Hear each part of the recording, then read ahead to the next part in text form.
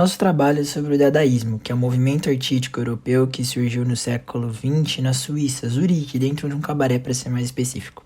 Foi idealizado por anarquistas e intelectuais germânicos que queriam desconstruir tudo o que as pessoas conheciam na época, como religião, ciência, filosofia. Como no contexto histórico estava acontecendo a Primeira Guerra Mundial, muitas pessoas procuravam refúgio em outros países. E artistas procuraram refúgio na Suíça, entre eles Hugo Ball, que conheceu Cesare Tristano, que foi o maior precursor do movimento. Esses dois eles começaram a propagar o dadaísmo como conduta irracional. E eles basearam essa filosofia deles no futurismo, para as pessoas começarem a levar como base e acharem que eles não pegaram essa ideia, tipo, de lugar nenhum. Nós dividimos a origem do dadaísmo em 5 aspectos importantes, começando pelas vanguardas europeias.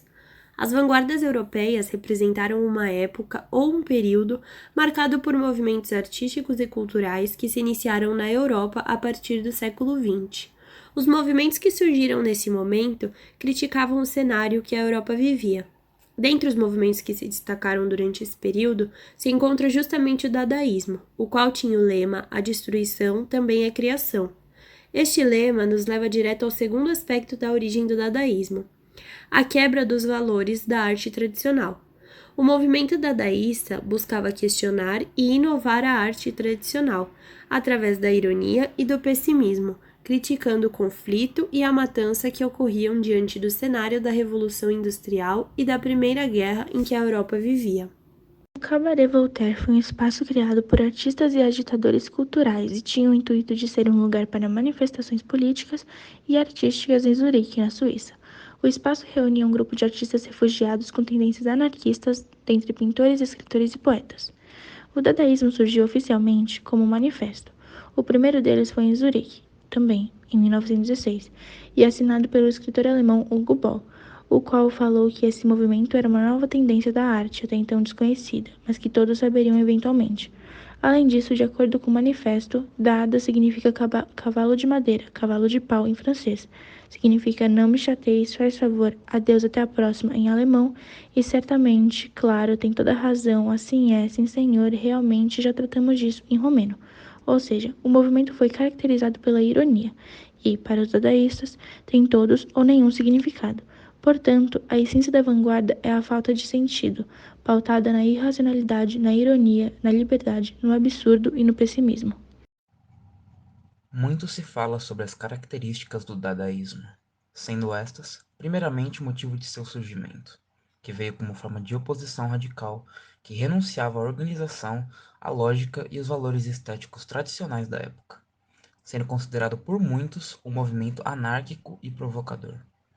Contudo, este foi irreverente e experimental, valorizando a improvisação e tendo feito também críticas ao capitalismo e ao consumismo, sempre buscando caos e desordem, possuindo técnicas artísticas tais como colagem e ready-made, ambas presentes na obra de arte Fonte, de Marcel Duchamp, onde o mictório é deslocado de seu contexto para assim gerar estranhamento. Nota-se que o movimento dadaísta se difundiu não só nas artes plásticas, como na literatura. Os poetas, influenciados, cultivavam a disposição aleatória das palavras, sendo assim notória a falta de lógica e racionalidade e banalização de rimas e da construção poética, características próprias ao dadaísmo. O poeta romano, por outro lado, fora influenciado por escritores simbolistas, escrevendo inúmeras poesias dadaístas, tendo após o fim do movimento aderido ao surrealismo e posteriormente se filiando ao Partido Comunista Francês, onde assumiu um teor político em suas obras. Outros de seus membros era o crítico de arte Raoul Hausmann, conhecido por possuir uma pintura ácida, que traduzia bem o movimento ao qual pertencia. O dadósofo também era enaltecido por realizar escritos teóricos sobre o movimento.